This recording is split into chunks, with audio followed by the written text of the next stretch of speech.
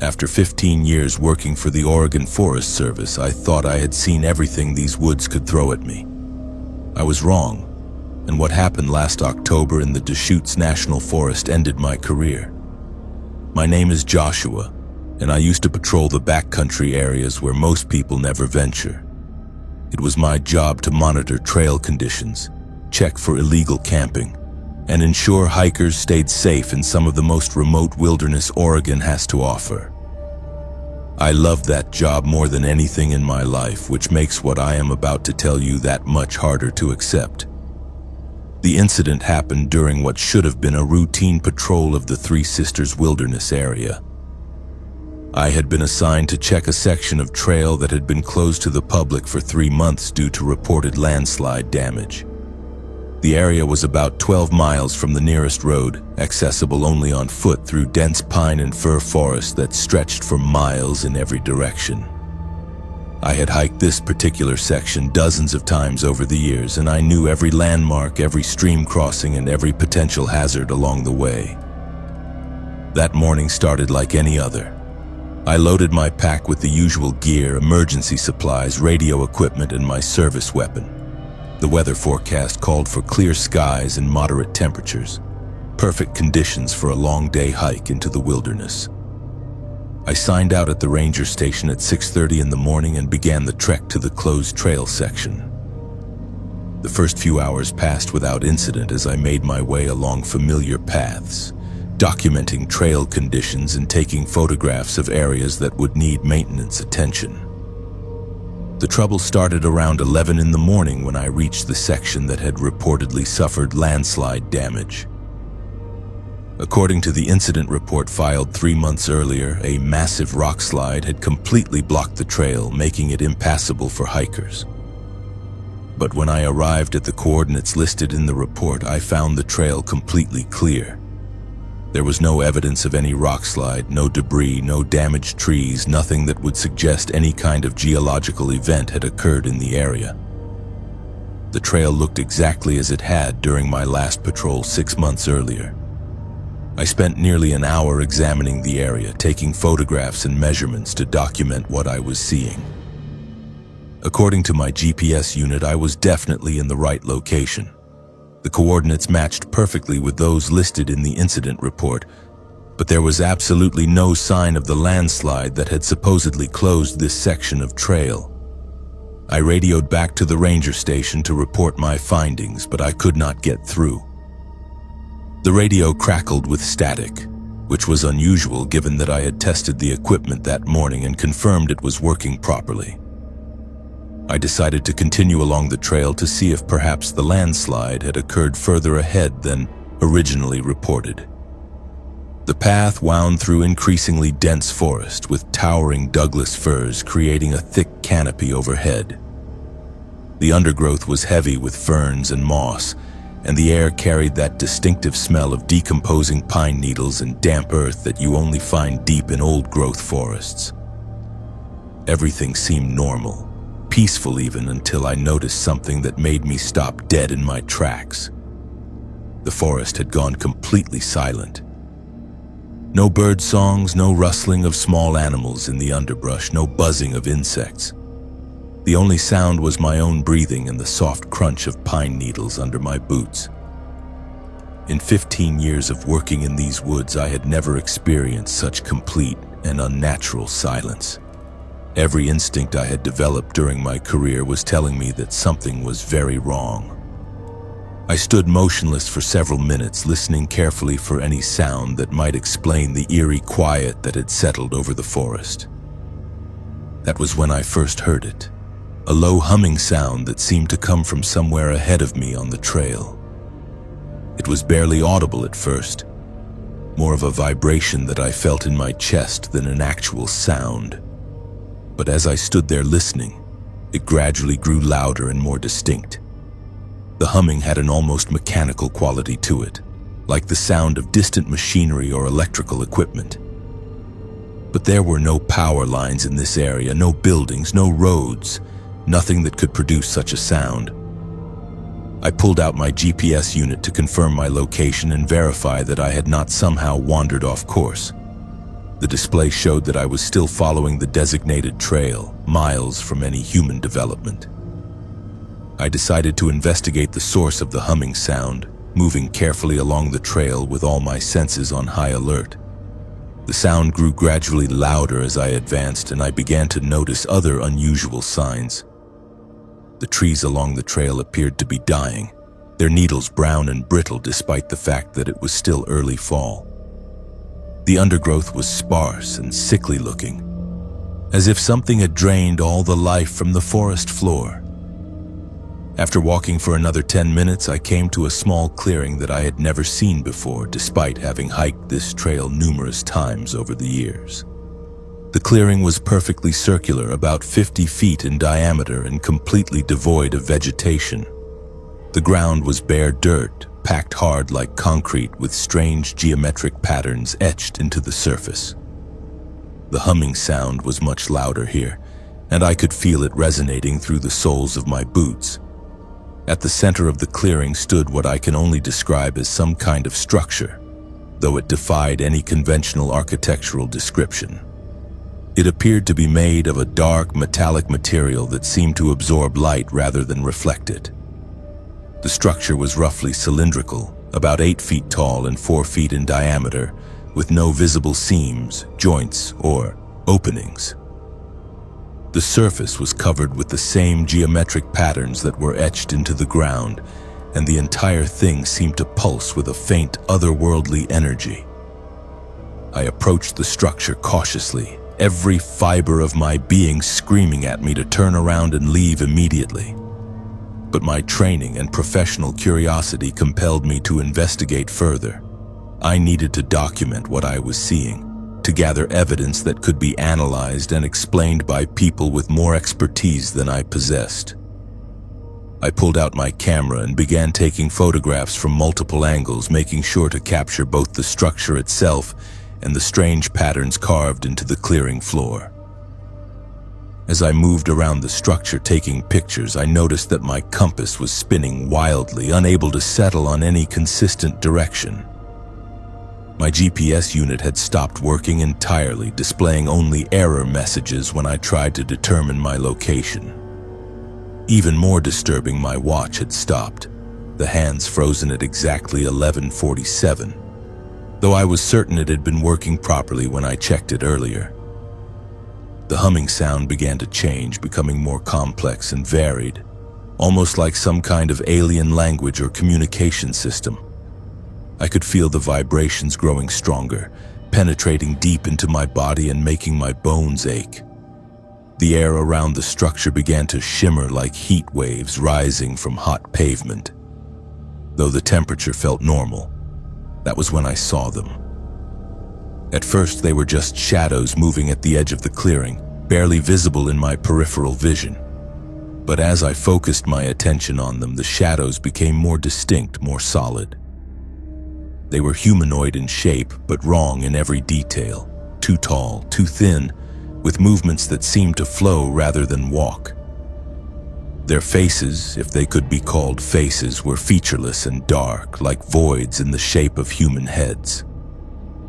There were 3 of them that I could see clearly, though I had the sense that more were present just beyond the tree line. They moved with purpose, circling the clearing in a pattern that seemed to mirror the geometric designs carved into the ground. They paid no attention to me at first, as if I were invisible or irrelevant to whatever they were doing. I continued taking photographs, though my hands were shaking so badly that I was not sure any of the images would be usable.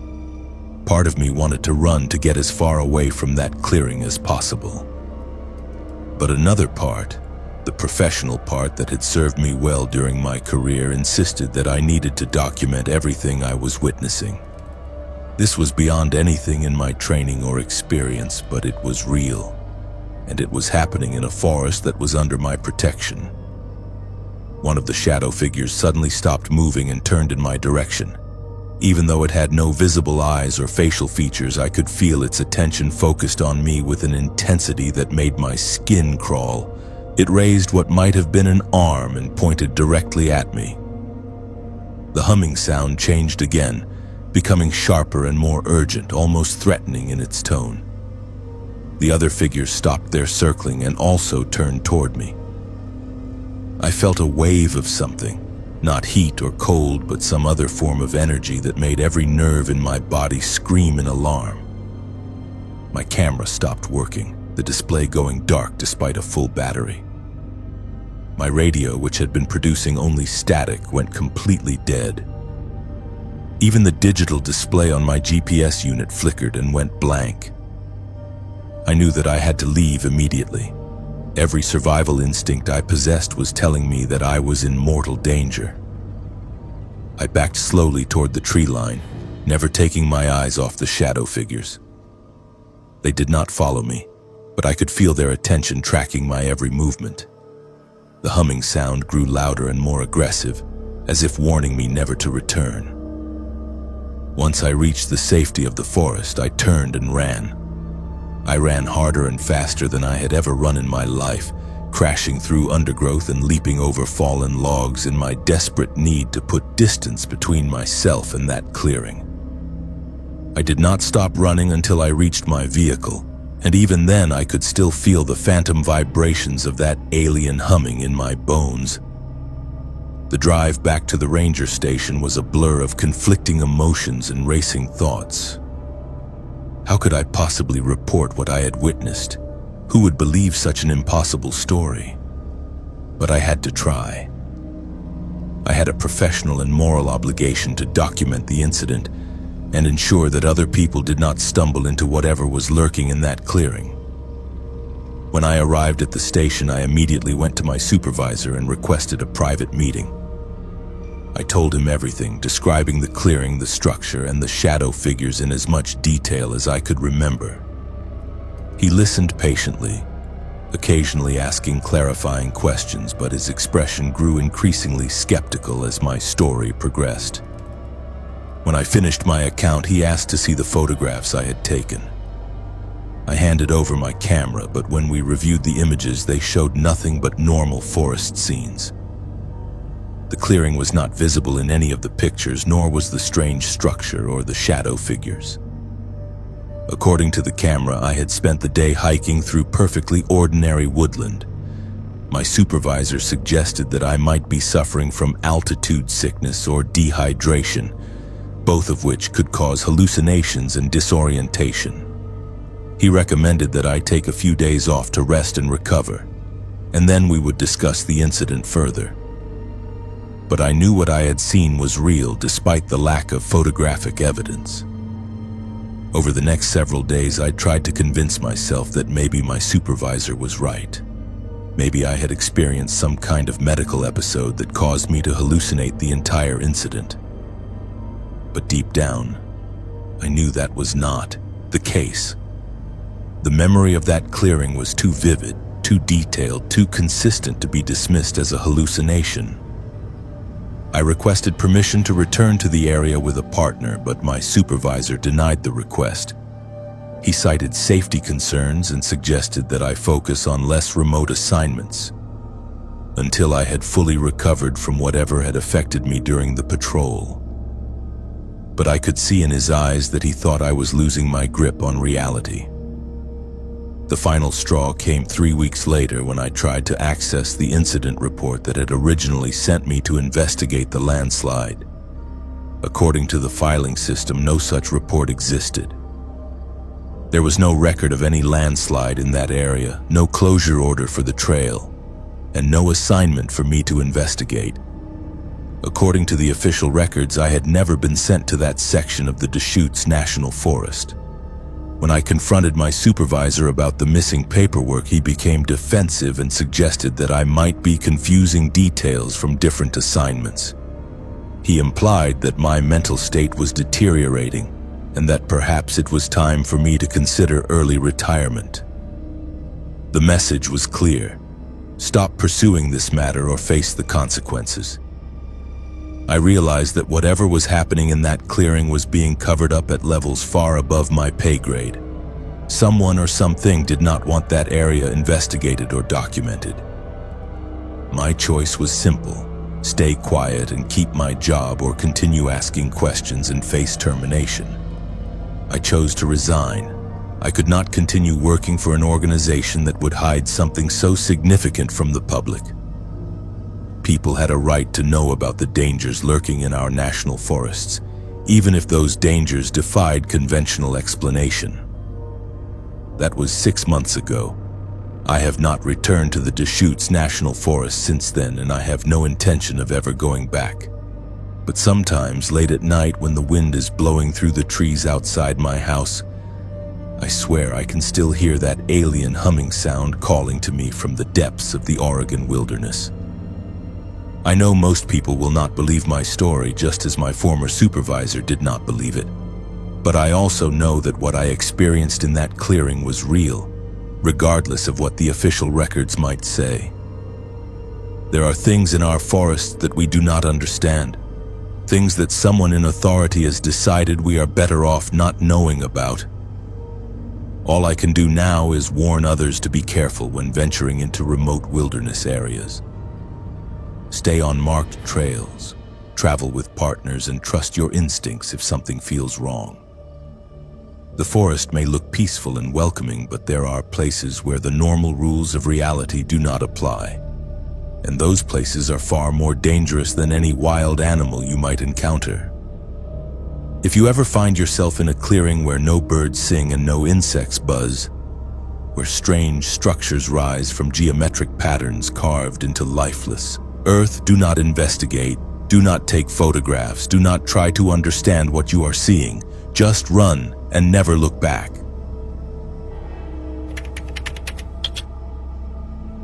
I have been doing Oregon Trail reenactments for 8 years, always trying to make the experience as authentic as possible. But during our 2024 journey near Baker City, we discovered that some parts of history should never be relived. My name is Olivia, and what I am about to tell you is why I will never participate in another historical reenactment as long as I live. For those who do not know what Oregon Trail reenactments involve, we are a group of history enthusiasts who spend weeks each summer recreating the journey that pioneers made across the American West in the 1800s. We use authentic equipment, dress in period clothing, and follow the same routes that thousands of families traveled over 150 years ago.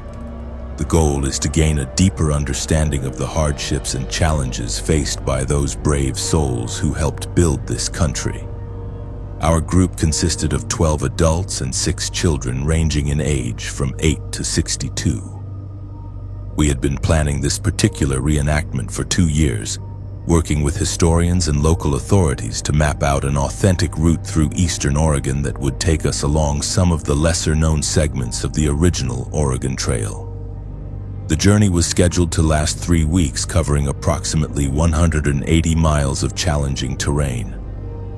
I had been elected as the wagon master for this expedition, which meant I was responsible for coordinating our daily movements, ensuring everyone stayed safe, and maintaining the historical accuracy of our experience.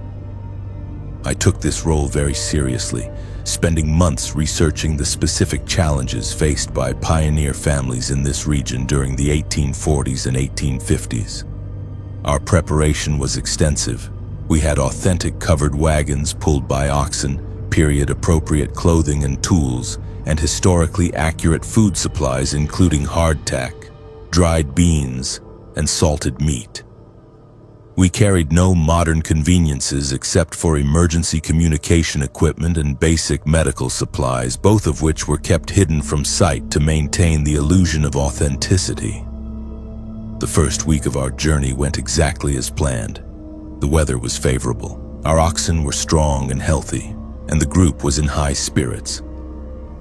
We followed wagon ruts that were still visible after more than a century, camping each night in locations that had been used by actual pioneer families during their westward migration. The children in our group were especially excited, treating the entire experience like the ultimate educational adventure. But everything changed during our second week, when we reached a section of the trail near Baker City that none of us had ever traveled before. According to our historical maps, this area had been the site of several tragic incidents during the peak years of Oregon Trail migration. Families had been forced to abandon wagons and possessions when the terrain became too difficult to navigate. Some had died from disease, others from accidents, and a few had simply disappeared without explanation. The landscape in this region was harsh and unforgiving, with rocky terrain, steep hills, and very little water. The original pioneers had struggled mightily to cross this section, and we were beginning to understand why. Our oxen were having difficulty pulling the wagons over the rough ground, and we were forced to stop frequently to rest both the animals and ourselves. It was during one of these rest stops that we first noticed something unusual. While examining the ground around our campsite, one of our group members discovered what appeared to be remnants of an old wagon wheel, partially buried in the dirt and rocks. This was not uncommon along the Oregon Trail, as pioneers were often forced to abandon equipment that became too damaged or burdensome to continue carrying.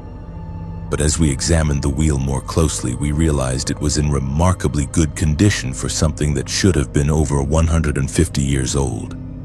The wood showed signs of age and weathering, but it had not rotted or disintegrated the way we would have expected. More disturbing, there were dark stains on the wood that looked suspiciously like dried blood. Our group historian, a retired professor named Margaret, suggested that we might have discovered an artifact from one of the documented tragedies that had occurred in this area.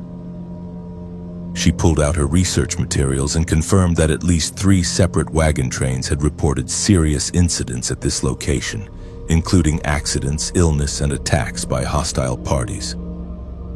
That night, as we sat around our campfire eating our simple meal of beans and hardtack, Margaret shared some of the historical accounts she had uncovered during her research. The stories were darker than any of us had expected, involving not just the typical hardships of frontier life, but also violence, betrayal, and mysterious disappearances that had never been properly explained. One account from 1847 described a family of 7 who had stopped to rest in this exact area after their wagon broke down.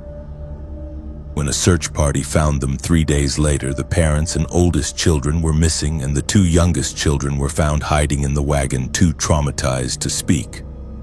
The children eventually told authorities that strange people had come in the night, people who looked like pioneers but acted wrong, moving and talking in ways that frightened them.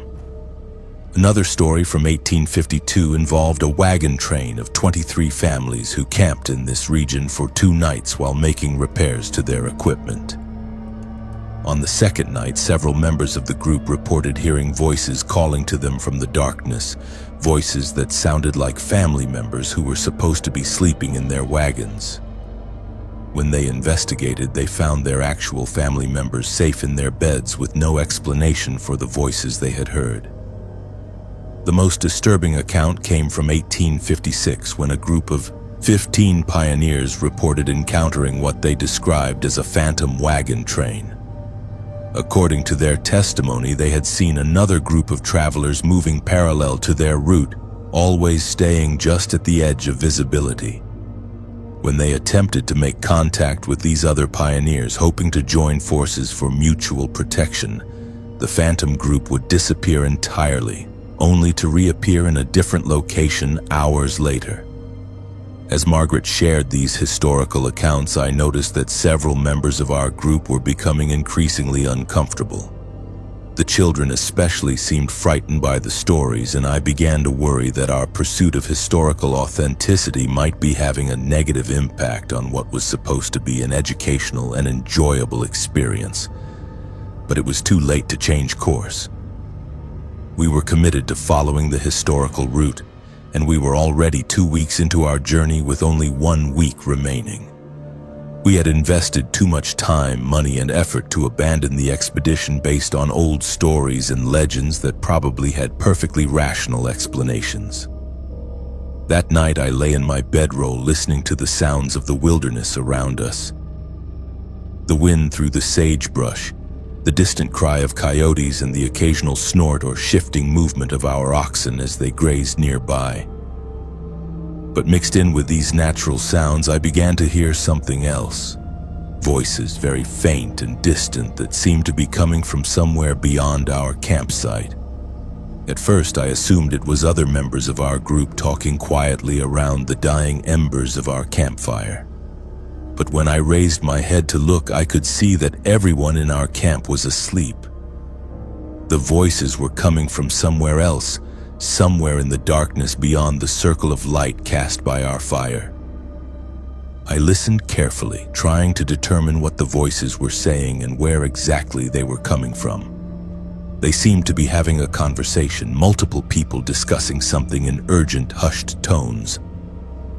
But I could not make out the specific words, and the sound seemed to move around our campsite, coming first from one direction and then from another. I considered waking the others, but I did not want to cause unnecessary alarm over what might simply be travelers camped somewhere nearby.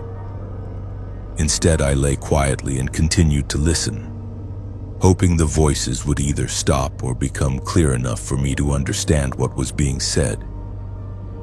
After nearly an hour of listening to the mysterious conversation, I finally heard something that made my blood run cold. One of the voices clearly called out the name of Margaret, our group historian, not shouting her name as if trying to get her attention, but discussing her in the same hushed tone that had characterized the entire conversation. I sat up immediately, my heart pounding with a mixture of fear and confusion. Someone was out there in the darkness talking about one of our group members by name. This was no coincidence, and it was certainly not a group of innocent travelers who happened to be camping nearby. I quietly made my way over to where Margaret was sleeping and gently shook her awake. When she opened her eyes, I put my finger to my lips and pointed toward the darkness where the voices were coming from. She sat up slowly, listening carefully, and after a few minutes she heard them too. We woke the other adults in our group one by one, being careful not to disturb the sleeping children. Soon we had 8 adults sitting quietly around the remains of our campfire, all listening to the mysterious voices that continued to drift through the darkness around us. The conversation seemed to be focused on our group specifically, discussing our movements, our equipment, and individual members by name. They knew details about our journey that no outsider should have known, including our planned route for the following day and the specific supplies we were carrying in our wagons. One of the men in our group, a retired military officer named Robert, suggested that we might be dealing with modern-day thieves who had been monitoring our expedition and were planning to rob us of our authentic historical equipment and supplies. Some of our wagons, oxen, and period artifacts were worth considerable money, and we were carrying everything in isolated wilderness areas where criminal activity would be difficult to detect or investigate. But as we continued to listen to the voices, it became clear that this was not a simple robbery scheme. The people talking about us were discussing our journey in ways that suggested they knew far more about the historical Oregon Trail than any ordinary criminals would know.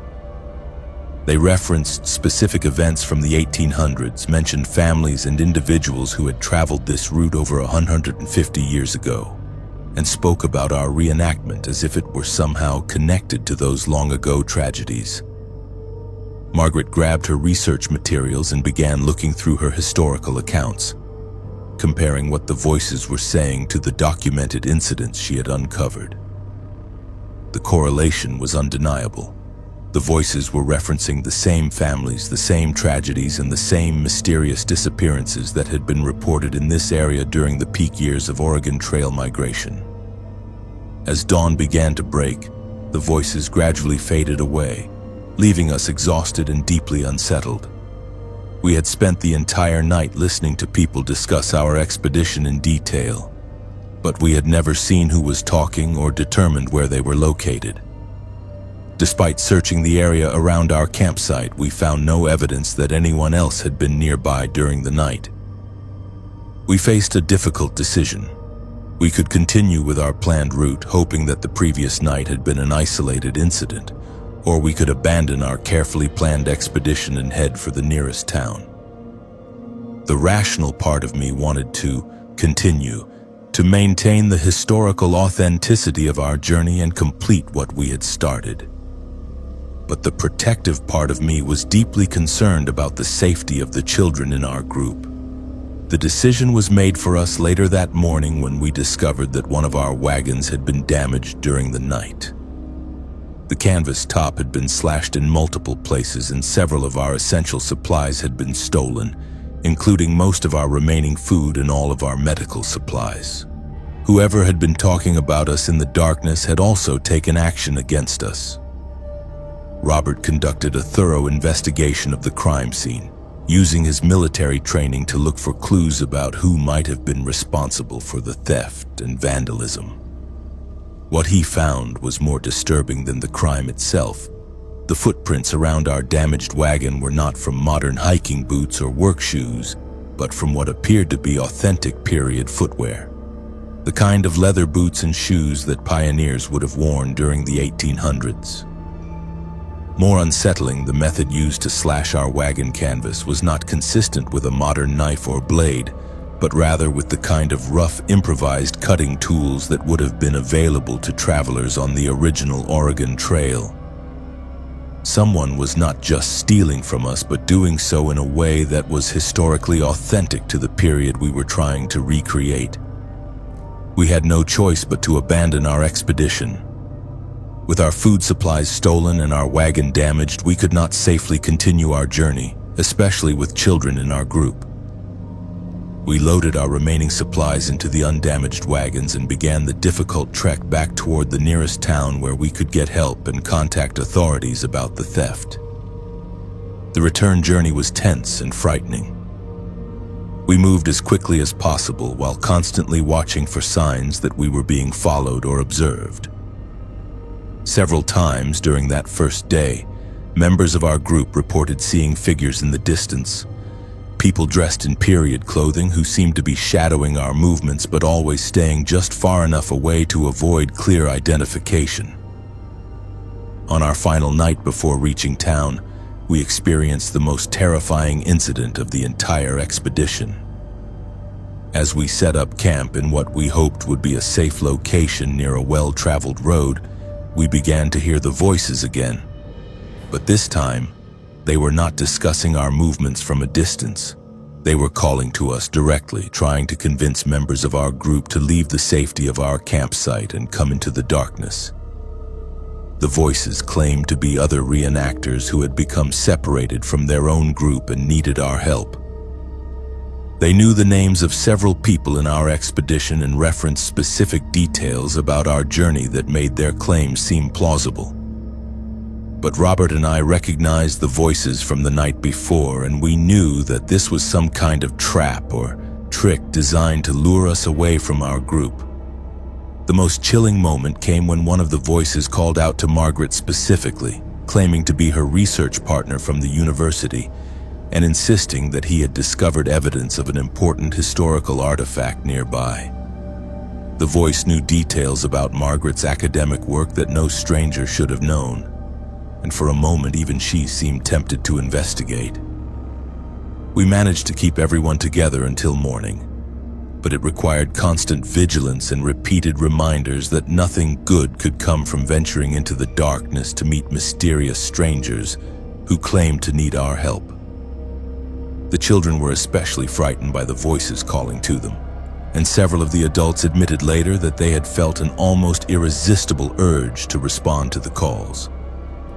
When we finally reached town the next day, we immediately contacted local law enforcement to report the theft and harassment we had experienced during our expedition.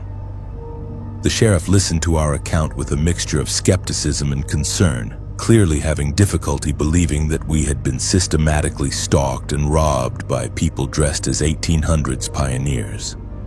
But when we mentioned the specific location where the incidents had occurred, his expression changed dramatically. He explained that our group was not the first to report strange encounters in that particular area. Over the years, several other historical reenactment groups, hiking parties, and even some local residents had described similar experiences involving mysterious figures in period clothing who seemed to know far more about visitors than they should. The sheriff suggested that we might be dealing with a group of individuals who had become obsessed with Oregon Trail history to the point where they were living out some kind of elaborate fantasy in the wilderness. These people might be using their extensive historical knowledge to intimidate and rob visitors while maintaining the illusion that they were somehow connected to the original pioneer experience. But he also mentioned a darker possibility that had been discussed among local law enforcement. There had been several unexplained disappearances in the region over the years involving people who had last been seen hiking or camping in areas associated with Oregon Trail history. While there was no concrete evidence connecting these disappearances to the mysterious figures that visitors kept reporting, the correlation was troubling enough to warrant serious concern. We never recovered our stolen supplies or received any explanation for the harassment we had experienced during our expedition. The case remained open but inactive, with local authorities occasionally following up on similar reports but never making any arrests or gathering definitive evidence about who was responsible for the ongoing incidents. I disbanded our reenactment group after that experience, and I have never participated in another Oregon Trail expedition. Several other members of our group reported having nightmares for months afterward, dreams involving the voices calling to them from the darkness and mysterious figures in period clothing who seemed to know intimate details about their personal lives. Margaret continued her historical research for a while, but she eventually abandoned her Oregon Trail project as well. She told me later that she could no longer read accounts of pioneer tragedies without hearing those voices from the wilderness, and that the entire subject had become too psychologically disturbing for her to continue studying. The children in our group were perhaps affected most severely by the experience. Several of them developed anxiety about camping or spending time outdoors, and their parents reported that they would wake up in the middle of the night claiming to hear voices calling their names from outside their bedrooms. I still believe that historical reenactments can be valuable educational experiences when conducted safely and appropriately. But I also know that there are some places and some periods of history that should be left undisturbed. The Oregon Trail represents one of the most challenging and tragic chapters in American pioneer history, involving thousands of deaths, countless hardships, and mysteries that have never been solved. Perhaps some of those mysteries are meant to remain unsolved. Perhaps the voices we heard in the darkness were echoes of tragedies that occurred more than 150 years ago, still playing out in places where the boundary between past and present has become dangerously thin. Or perhaps we encountered something far more concrete and threatening. A group of people who have become so obsessed with recreating the past that they have lost touch with the present. Either way, I learned that there are limits to how authentic a historical experience should be, and that some parts of history are too dangerous to relive. The Oregon Trail claimed thousands of lives during the years of westward migration, and it may still be claiming lives today. I urge anyone interested in Oregon Trail history to study it from the safety of libraries and museums rather than venturing into the wilderness areas where those original tragedies occurred. Some experiences are meant to remain in the past, and some voices are meant to remain silent. The lessons of history are important, but they should never come at the cost of modern lives and safety. The trail west was difficult enough for the original pioneers who had no choice but to travel it. Those of us who do have a choice should choose wisely. Working maintenance at Crater Lake during the off-season means months of complete isolation. It is just you, the snow, and that impossibly deep water. But in February of 2023, I realized I was not as alone as I thought. My name is Christopher, and for 12 years I have been part of the park maintenance crew that keeps Crater Lake National Park running when the tourists are gone and the roads are buried under 15 feet of snow. Most people do not realize what it takes to maintain a place like Crater Lake through the winter months. We are talking about one of the most remote locations in Oregon, accessible only by snowcat or skis for nearly 6 months of the year. The park officially closes to vehicle traffic in November, and we do not see regular visitors again until late May or June. During those winter months, only a skeleton crew of maintenance workers, rangers, and emergency personnel remain on site. I have always loved the isolation that comes with winter work at Crater Lake. There is something peaceful about being surrounded by pristine wilderness, with nothing but the sound of wind through the pine trees and the occasional crack of ice shifting on the lake surface. The work is hard, physical labor in brutal conditions, but it has always been worth it for the solitude and the connection to one of the most beautiful places on Earth. Our crew of 4 was responsible for maintaining the visitor center, the lodge facilities, and the critical infrastructure that keeps the park operational during the winter closure. We lived in staff quarters at the rim, isolated from the outside world for weeks at a time. Communication with the outside was limited to radio contact with park headquarters and emergency services, and even that was often unreliable due to weather conditions and the mountainous terrain. The incident began during one of the worst blizzards I have ever experienced at the lake. We had been dealing with a series of winter storms that had dumped more than 8 feet of fresh snow in less than a week. The wind was howling constantly, creating whiteout conditions that made it impossible to see more than a few feet in any direction. We were essentially trapped in our quarters, waiting for the weather to break so we could assess the damage to park facilities. It was during the 3rd night of the storm that I first heard the sounds. I was lying in my bunk, listening to the wind rattling the windows, when I became aware of something else mixed in with the storm noise. It sounded like voices, multiple people talking in urgent, hushed tones. At first, I assumed it was one of my co-workers using a radio or maybe watching something on their tablet. But when I got up to investigate, I found that everyone else was sound asleep. I returned to my bunk, telling myself that I had been hearing things. The isolation and constant storm noise could play tricks on your mind, and I had experienced auditory hallucinations during previous winter assignments. But the voices continued, becoming clearer and more distinct as I lay there listening. They seemed to be coming from outside the building, somewhere in the storm. The next morning, when the wind finally died down enough for us to venture outside, I mentioned what I had heard to my supervisor. He listened with the kind of patient attention that suggested he had dealt with similar reports before. He explained that the extreme isolation and sensory deprivation of winter work could cause people to hear things that were not there, and that it was nothing to be concerned about unless it interfered with my work performance.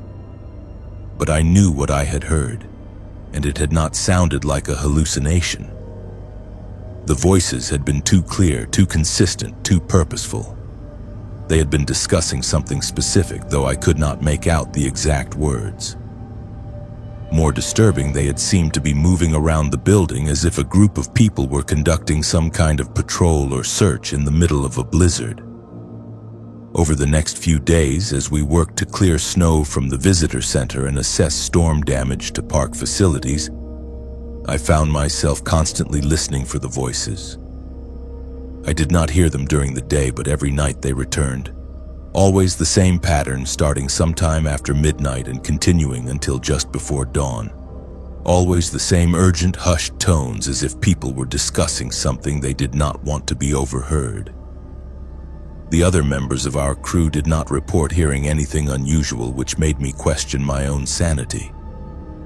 I began to wonder if the isolation was affecting me more than I had realized. I had worked winter assignments at Crater Lake for over a decade, but this was the most severe weather I had ever experienced, and we had been cut off from outside contact for longer than usual due to the repeated storms. But my doubts about what I was hearing ended abruptly during my fourth night at the lake. I was lying awake listening to the voices outside when I heard something that made my blood freeze. One of the voices clearly said my name, not shouting it, not calling out to me, but discussing me in the same hushed tone they used for everything else. "Christopher is in the East Wing," the voice said, as clearly as if someone had been standing next to my bed. I sat up immediately, my heart pounding with a mixture of fear and anger.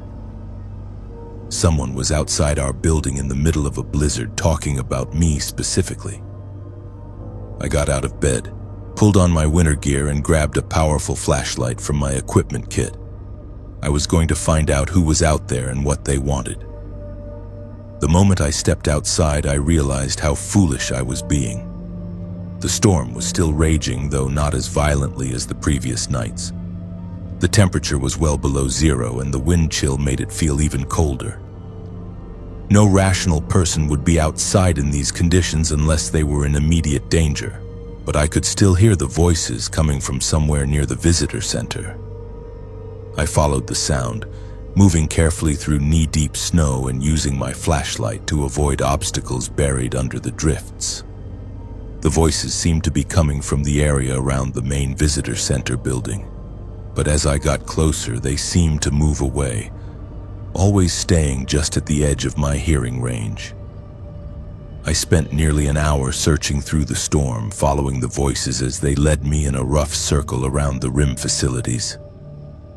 My flashlight beam revealed nothing but wind-blown snow and the dark shapes of buildings and trees. There were no footprints, no signs that anyone else had been moving through the area. But the voices continued, always just ahead of me, always just out of reach. Eventually, the cold forced me to give up the search and return to the staff quarters.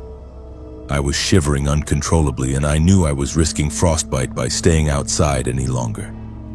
But as I reached the door to our building, I heard something that confirmed my worst fears. The voices were now coming from behind me, discussing my search in the same hushed tones they had used earlier. "He knows we are here," one voice said. "What should we do about that?" asked another. The conversation continued, but I could not make out the rest as I fumbled with the door lock and rushed inside to the warmth and safety of the building. The next morning, I told my supervisor everything that had happened during my late-night search. I expected him to be concerned about my mental state, or at least worried that I was suffering from severe cabin fever. Instead, he listened with a grim expression that suggested he knew more than he had been willing to share previously. When I finished my account, he was quiet for several minutes, staring out the window at the snow-covered landscape around the lake. Finally, he turned back to me and said that I was not the first maintenance worker to report hearing voices during winter assignments at Crater Lake. Over the years, several other employees had described similar experiences, always during the most severe weather, always during the deepest isolation of the winter months. He explained that the Park Service had never been able to find any explanation for the reports. There were no records of unauthorized people in the park during winter closures, no evidence of camps or shelters that might house individuals living off the grid. The voices seemed to appear only during the worst weather, when conditions would make survival nearly impossible for anyone caught outside without proper shelter. Some employees had theorized that the voices were related to the tragic history of Crater Lake, where numerous people had died over the years in accidents, suicides, and disappearances. The extreme isolation and harsh winter conditions might somehow amplify psychic impressions left by those who had perished at the lake. Others suggested that the voices might be connected to the Native American legends about Crater Lake being a gateway to the spirit world. But my supervisor also shared a more disturbing possibility that had been discussed among long-term park employees.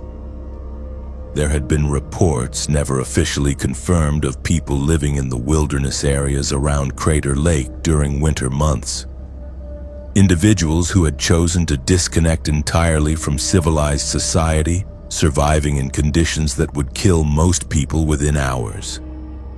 These hypothetical hermits would have intimate knowledge of the park layout, the location of maintenance facilities, and the schedules followed by winter crews. They might observe park employees from a distance, gathering information for reasons no one could understand. The harsh winter conditions would make detection nearly impossible, as their tracks would be quickly covered by snow and wind. The conversation with my supervisor did nothing to ease my fears about what I had been hearing.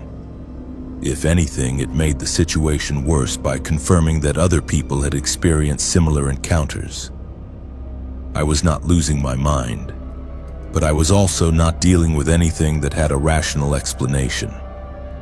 Over the remaining weeks of my winter assignment, I continued to hear the voices on a regular basis. They seemed to be monitoring our activities, discussing our work schedules and personal habits with an attention to detail that was deeply unsettling. I began to feel like I was living under constant surveillance, watched by unseen observers who knew everything about my daily routine. The voices followed me when I worked alone in remote areas of the park, always staying just out of sight but close enough to make their presence known. They seemed to know when I was carrying my radio and when I was beyond the range of communication with other park employees. During those times, their conversations became more detailed and more threatening. On one particularly disturbing occasion, I heard them discussing the layout of the staff quarters, including specific details about which rooms were occupied and which were empty. They knew where I slept, where I kept my personal belongings, and what my work schedule would be for the following week. The level of surveillance implied by their knowledge was terrifying. I began taking precautions that would have seemed paranoid under normal circumstances. I varied my work routes and schedules as much as possible. I never worked alone in remote areas without first checking in with other crew members. I kept emergency supplies with me at all times, including extra food, water, and cold weather gear. But the voices seemed to adapt to my precautions, always staying one step ahead of my attempts to avoid them. They began appearing in areas where I had never heard them before, including inside park buildings where they should not have been able to operate without being detected by other employees. The final incident occurred during my last week at the lake. I was conducting a routine inspection of the visitor center heating system when I heard voices coming from somewhere inside the building. They were discussing a plan to approach me directly, to make contact rather than simply observing from a distance. I immediately radioed my supervisor and requested backup, but by the time another crew member arrived, the voices had stopped. A thorough search of the building revealed no signs of intruders, no evidence that anyone had been inside who should not have been there. My supervisor arranged for me to leave the park 2 days early, officially due to a family emergency, but actually because he was concerned about my psychological state. I was relieved to go, and I have never returned to Crater Lake for a winter assignment. I still do not know what I was hearing during those weeks of isolation at the lake. The official explanation is that extreme stress and sensory deprivation caused me to experience auditory hallucinations. But I know the difference between imagination and reality, and what I heard was real. There is something in the wilderness around Crater Lake that watches and waits during the winter months. Something that knows the park better than the people who work there. Something that monitors human activity with an intelligence and purpose that defies explanation. Whether it is living people who have chosen to exist outside civilized society or something else entirely, I cannot say. All I know is that Crater Lake is not as empty during the winter as it appears to be. There are observers in those snow-covered forests, watchers who know your every move and discuss your activities in hushed, urgent voices that carry on the winter wind. I have transferred to a different park, one that does not require winter isolation assignments.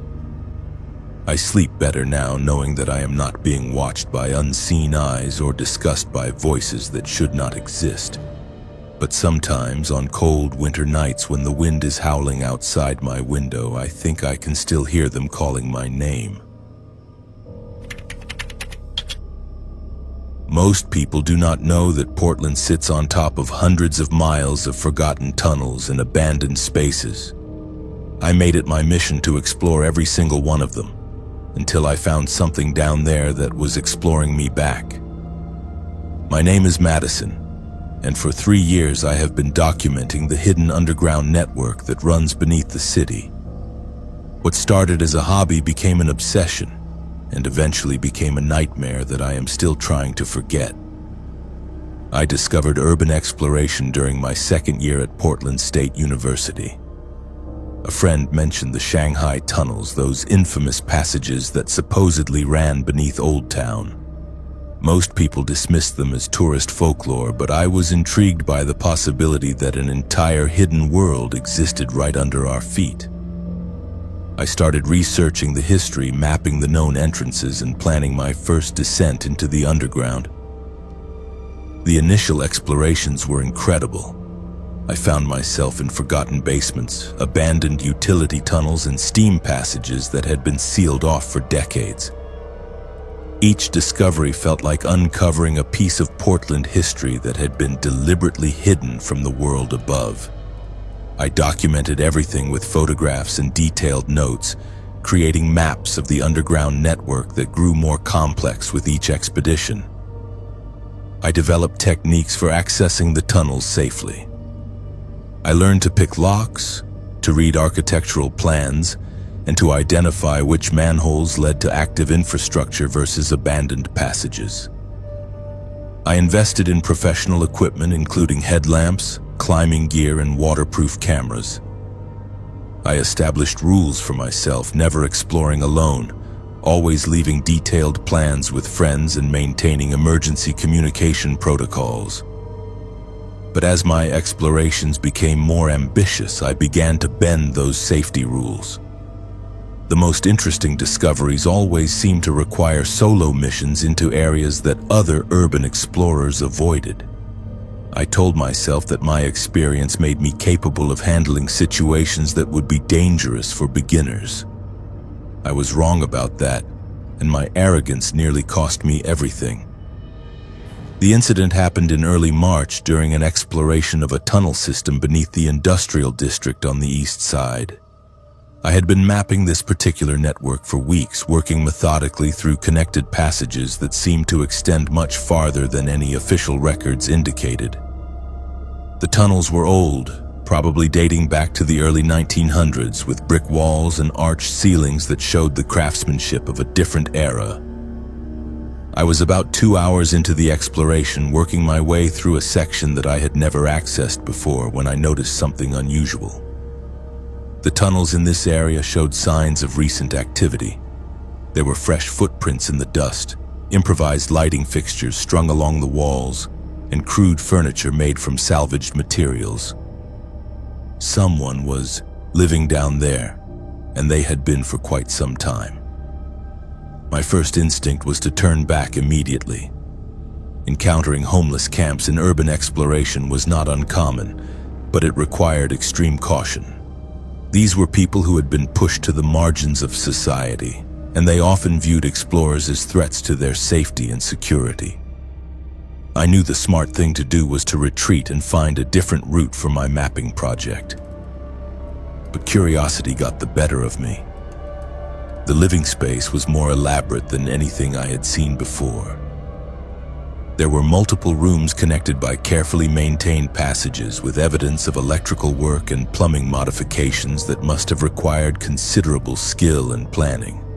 This was not a temporary shelter, but a permanent underground community that had somehow remained hidden from city authorities. I continued deeper into the inhabited section, moving as quietly as possible and documenting everything with my camera. The construction was impressive, with reinforced walls, drainage systems, and ventilation shafts that had been carefully integrated into the existing tunnel structure. Whoever lived here had spent years developing this space, and they clearly intended to stay. That was when I heard the voices. They were coming from somewhere ahead of me, echoing through the passages in a way that made it impossible to determine their exact location or distance. I immediately turned off my headlamp and pressed myself against the tunnel wall, trying to become invisible in the darkness. The voices were male, at least 2 different speakers, and they were discussing something in urgent, hushed tones. I could not make out the specific words, but the tone was definitely threatening. They were angry about something, and that anger seemed to be directed at an intruder in their space. It took me several seconds to realize that they were talking about me. They knew I was there, and they were planning to do something about it. I started moving back toward the way I had come, but the voices seemed to be getting closer. The tunnel acoustics made it impossible to determine which direction they were approaching from, and I realized that I might have already been cut off from my planned escape route. I was in their territory, surrounded by people who viewed my presence as a direct threat to their safety and security. I found a side passage that I had not explored and decided to hide there until the voices moved away. But as I crouched in the darkness, I began to hear other sounds that made my situation much worse.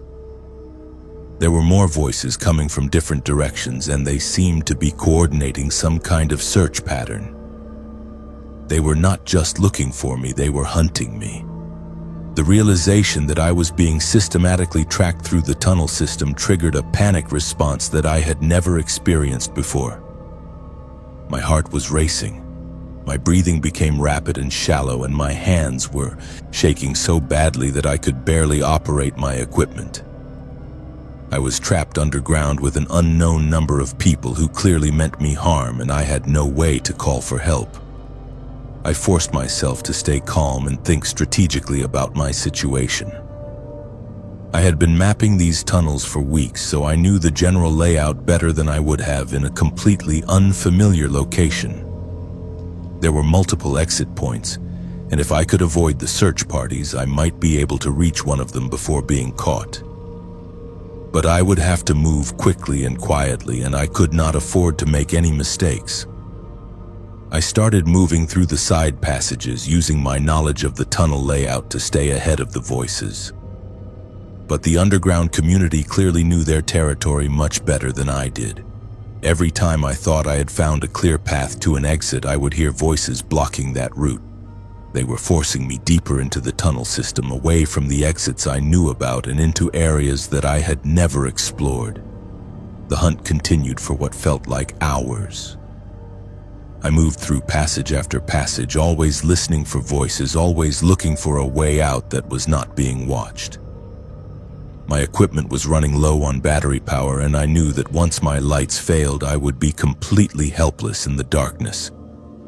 The psychological pressure was overwhelming, and I began to make increasingly desperate decisions.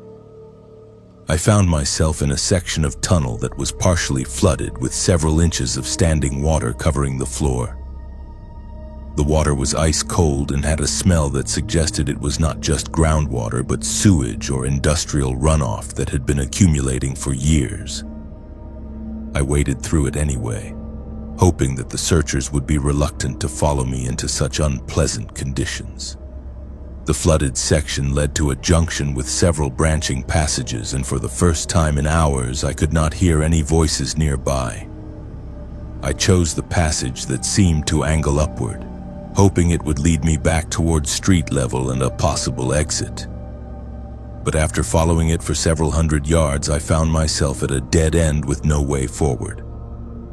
I was forced to backtrack through the flooded section, and when I reached the junction again, I could hear voices approaching from multiple directions.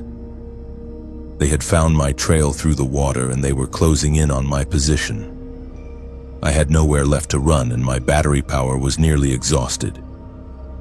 In desperation, I found a drainage pipe that was just large enough for me to crawl through. It was a tight fit, and the pipe was filled with debris and standing water, but it was my only option. I turned off my headlamp to conserve what little battery power remained and began crawling through complete darkness, guided only by the feel of the pipe walls around me. The pipe seemed to go on forever. My knees and elbows were scraped raw from crawling over rough concrete and metal debris.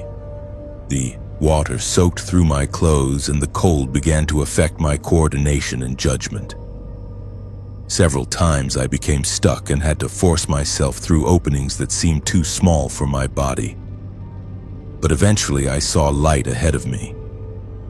The pipe opened into a storm drain that led to a culvert under a busy street. I could hear traffic above me, and I knew that I was finally close to escape.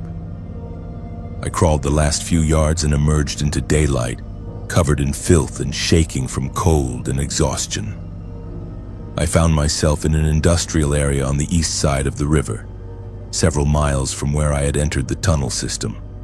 I was disoriented and exhausted, but I was alive and free.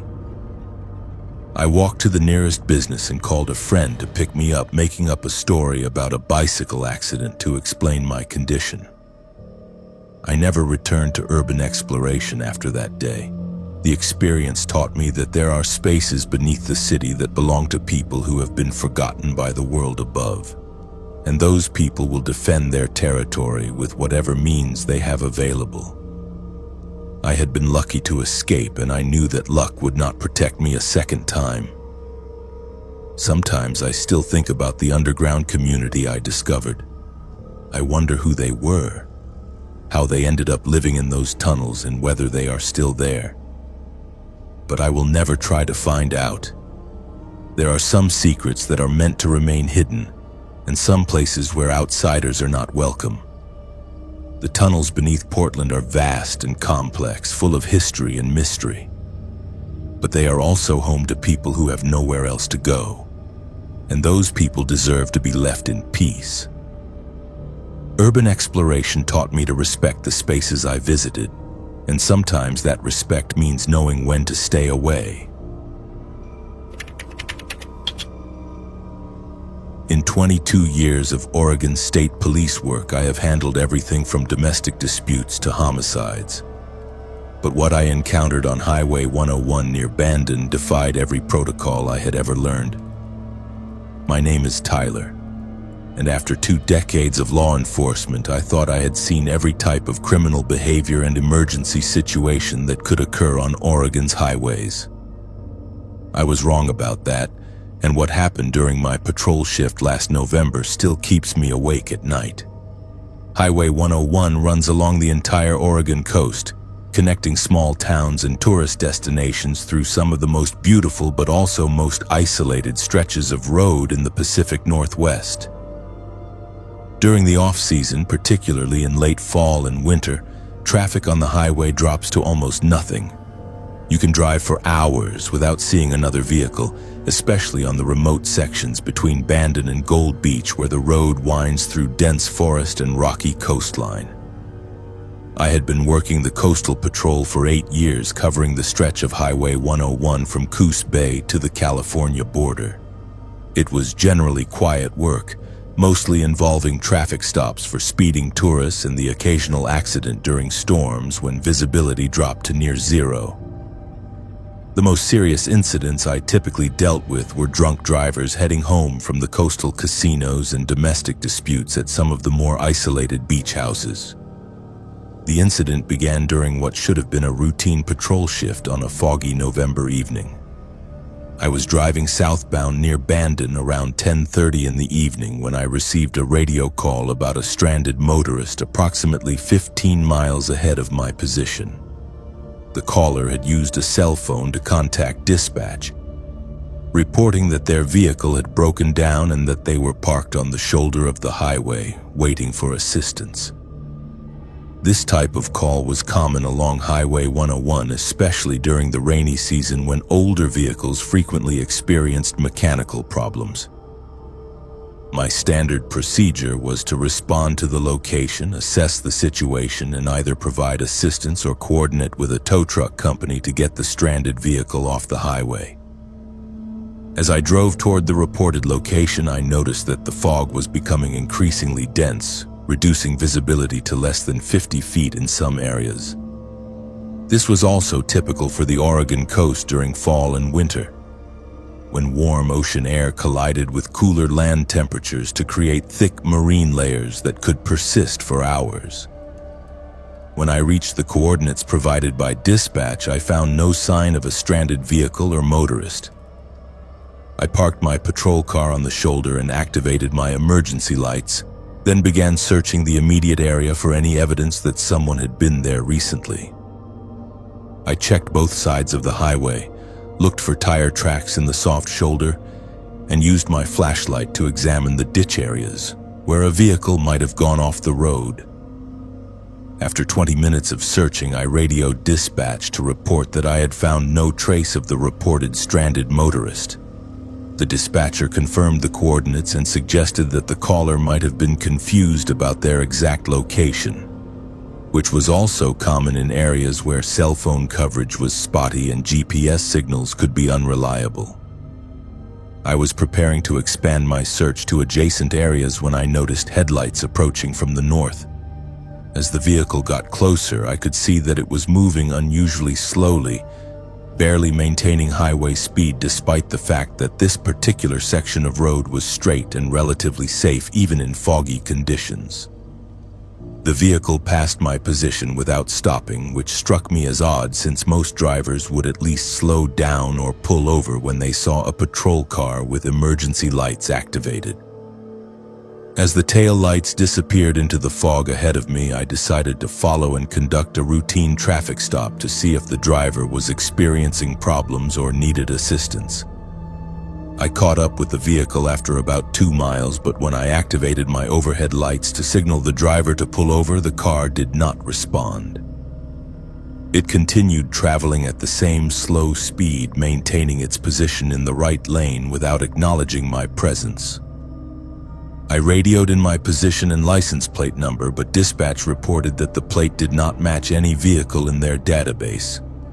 Over the next several miles, I followed the vehicle while repeatedly activating my siren and using my public address system to instruct the driver to pull over. The car showed no response to any of my attempts to make contact, continuing to travel at exactly 35 miles per hour despite the posted speed limit of 55 miles per hour. As we continued south, I began to notice other unusual aspects of the situation. The vehicle itself appeared to be an older model sedan, possibly from the 1980s or early 1990s, but it was in remarkably good condition despite its apparent age. The taillights were bright and clear, the body showed no signs of rust or damage, and the exhaust was clean without any visible smoke or emissions. More disturbing, I could not see any occupants inside the vehicle despite being directly behind it, with my headlights providing illumination through the rear window. The car appeared to be driving itself, maintaining perfect lane control and consistent speed without any visible human intervention. After following the vehicle for nearly 10 miles, I made the decision to attempt a pit maneuver to force it to stop. This was an extreme measure, but I was growing increasingly concerned about the safety implications of a vehicle that was not responding to law enforcement signals and appeared to be operating without a driver. I positioned my patrol car alongside the rear quarter panel of the suspect vehicle and began to execute the maneuver. But at the moment of contact, something impossible happened. My patrol car passed directly through the other vehicle as if it were not there at all. I felt no impact, heard no sound of collision, and experienced no change in my vehicle's momentum or direction. I immediately pulled over to the side of the highway, my hands shaking as I tried to process what had just occurred. I sat in my patrol car for several minutes, checking my equipment and trying to determine if I was experiencing some kind of medical emergency or equipment malfunction that might explain what I had witnessed. I radioed dispatch to request backup and medical assistance, explaining that I was experiencing a situation that I could not adequately describe or understand. The dispatcher asked if I was injured or in immediate danger, and I honestly did not know how to answer. I was physically unharmed, but I was deeply shaken by an encounter that violated every law of physics and reality that I understood. While I waited for backup to arrive, I conducted a thorough inspection of my patrol car, looking for any sign of damage that might indicate I had actually collided with another vehicle. I found no evidence of impact, no scratches or dents, and no debris that might have come from another car. According to all physical evidence, I had not made contact with anything during my attempted PIT maneuver.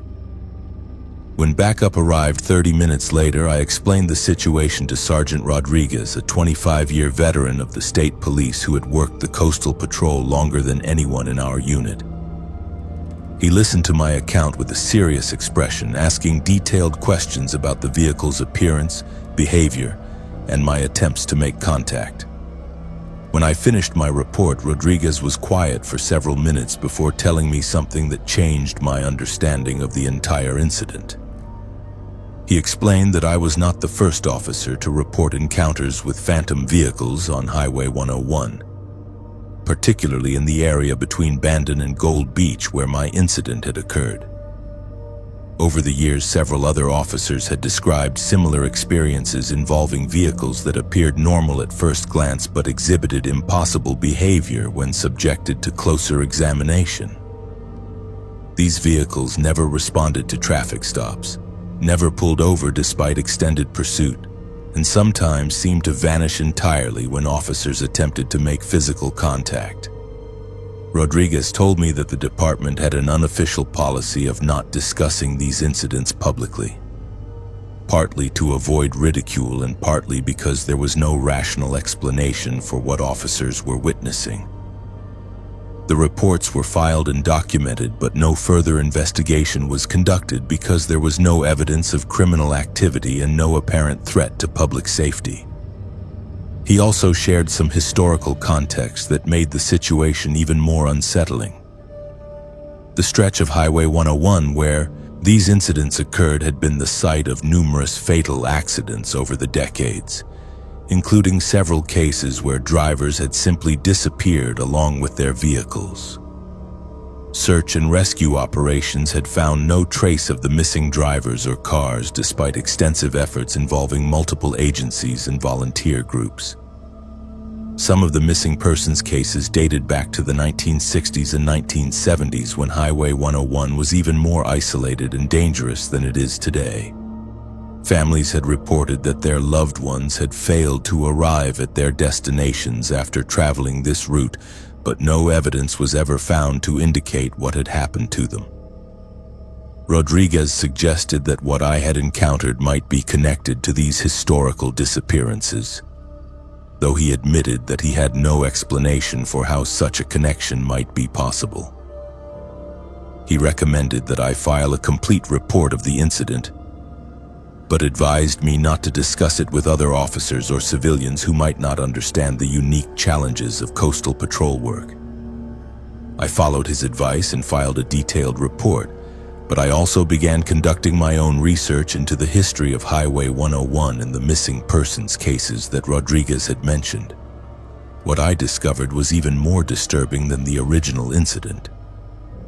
Over the past 50 years, at least 17 people had disappeared while traveling the section of Highway 101 between Bandon and Gold Beach. Their vehicles had never been found, despite extensive searches of the coastline, forest areas, and remote roads in the region. In several cases, witnesses had reported seeing the missing person's vehicle on the highway after they were supposed to have reached their destination, but these sightings were generally dismissed as cases of mistaken identity.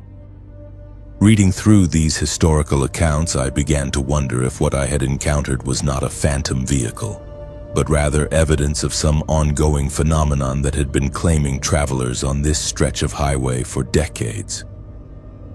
Perhaps the people who disappeared were still somehow present on the road, continuing their journeys in a form that was visible but not quite real. I requested a transfer to a different patrol area 6 months after the incident. I told my supervisors that I wanted new challenges and opportunities for professional development. But the truth was that I could no longer patrol Highway 101 without thinking about what I had encountered that foggy November night. I still drive the coastal highway occasionally when visiting family or taking vacation trips, but I am always aware of the other vehicles around me in ways I never was before.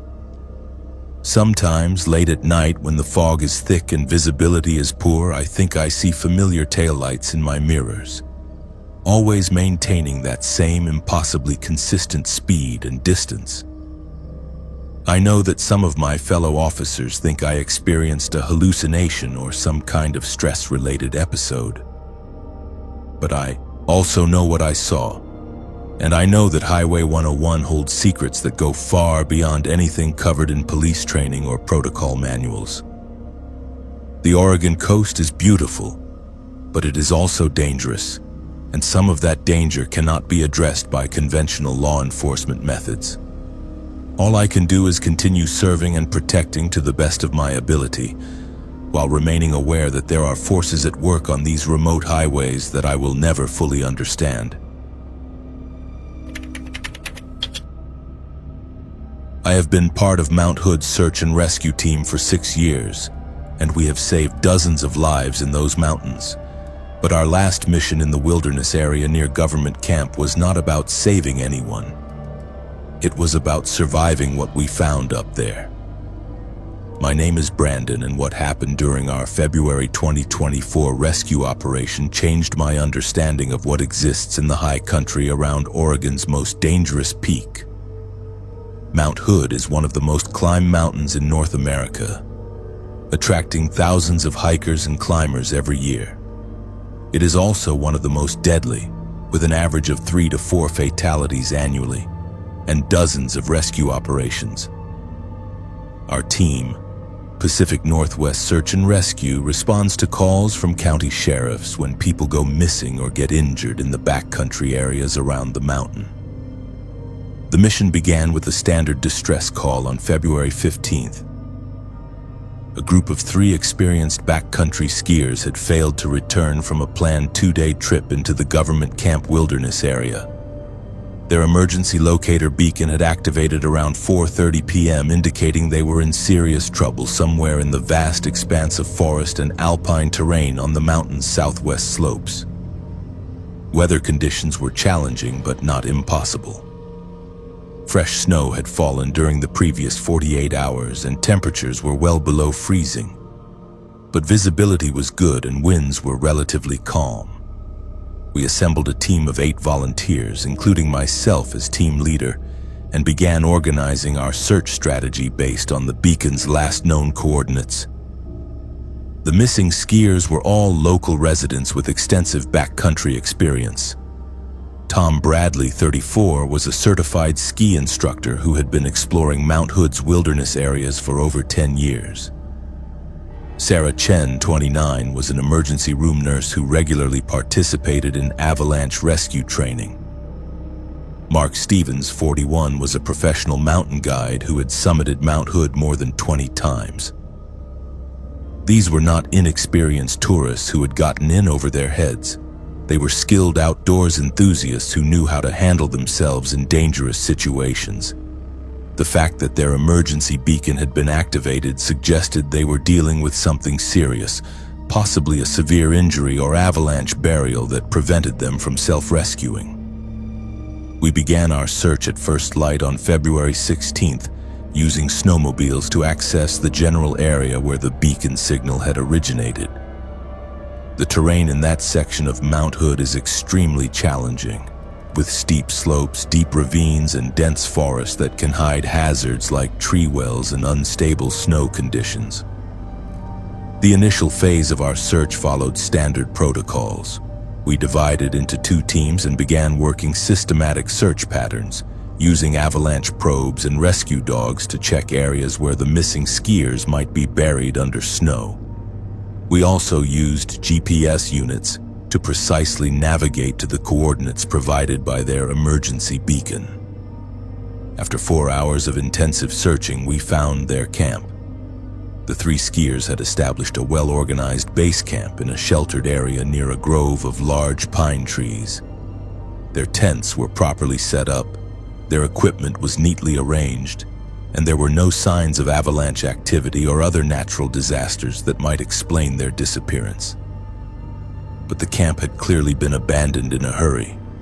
Food was still cooking on their camp stove, personal belongings were scattered around the site, and their sleeping bags were thrown aside as if they had been sleeping when something forced them to leave immediately.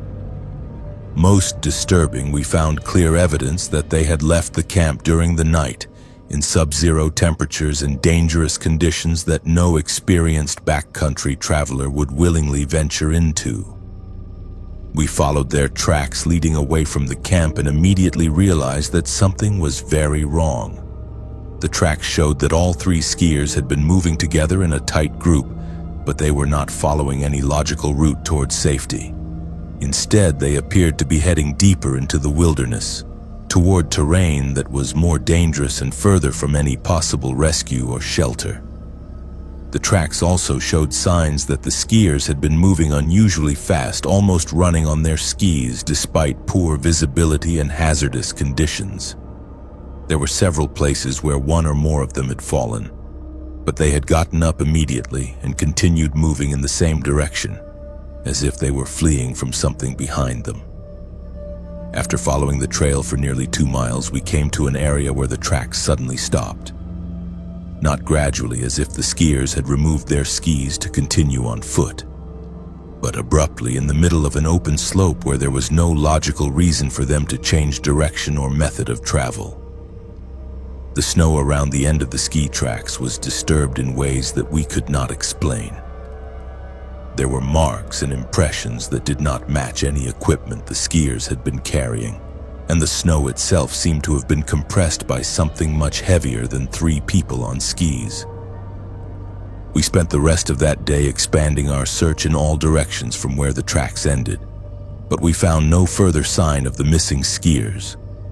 We used avalanche probes to check for possible burial sites, thermal imaging equipment to look for body heat signatures, and trained search dogs to try to pick up human scent traces. As evening approached, we established our own camp near the location where the ski tracks had ended. Standard protocol for multi-day search operations required us to maintain a base camp that could serve as a command post and staging area for continued searching. We set up our tents, prepared hot meals, and organized watch schedules for the night. It was during the first watch, around 11:30 p.m., that we encountered the phenomena that transformed our rescue mission into something entirely different.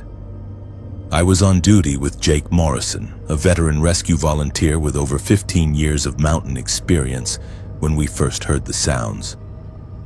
They started as distant voices, barely audible over the wind through the pine trees. At first, we assumed they were coming from other members of our team, perhaps talking quietly in their tents. But when we checked, we found that everyone else was asleep and the voices were coming from somewhere outside our camp. The voices sounded like people calling for help, which would have been consistent with finding the missing skiers. But there was something wrong with the calls. They seemed to come from multiple directions simultaneously, and they had an echoing quality that did not match the acoustics of the area where we were camped. Jake and I grabbed our flashlights and emergency medical supplies and began moving toward the source of the voices, following standard procedures for responding to calls for help in the wilderness. But as we got closer to where the sounds seemed to be coming from, they would move, always staying just at the edge of our hearing range. We spent nearly an hour following the voices through the forest, but we never found anyone who might have been calling for help. The sounds led us in a rough circle around our camp, always seeming to come from just ahead of us, but never getting closer or more distinct. When we returned to camp, we discovered that our tents had been moved.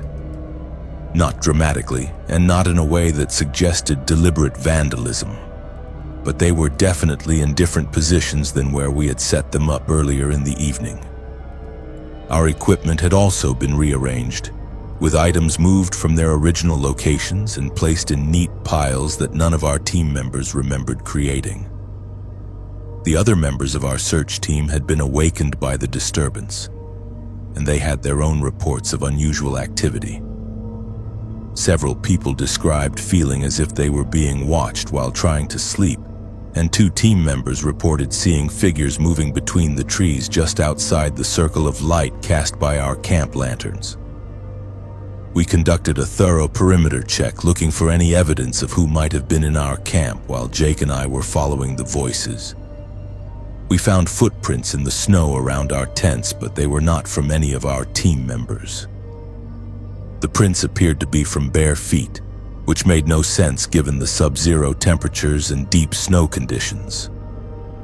At that point, we made the decision to terminate the search operation and evacuate our team from the mountain. As experienced rescue volunteers, we were trained to recognize when conditions had become too dangerous to continue, and the unexplained activity around our camp clearly represented a threat to our safety. But our evacuation was complicated by equipment failures that had not been present earlier in the mission. Our GPS units began providing inconsistent readings, making it difficult to navigate back to our vehicles. Our radio communications with base camp became intermittent and filled with static. Even our emergency backup equipment seemed to be affected by whatever was causing the other malfunctions.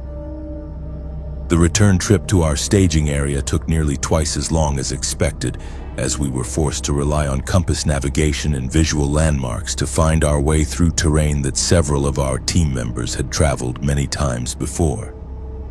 Throughout the descent, we continued to hear the voices calling from various locations around us, but we made no attempt to investigate or respond. When we finally reached our vehicles and re-established communication with county emergency services, we learned that the search for the 3 missing skiers had been called off.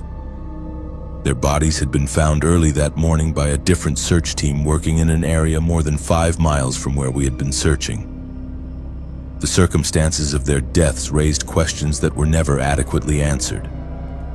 All 3 bodies were found together in a location that made no logical sense given the evidence we had found at their camp and along their ski trail. They appeared to have died from exposure, but they were discovered without any of their survival equipment, including the heavy winter clothing they had been wearing when they left their camp. Most disturbing, the location where their bodies were found was accessible only by traveling through terrain that would have been extremely difficult and dangerous to navigate at night, especially without proper equipment.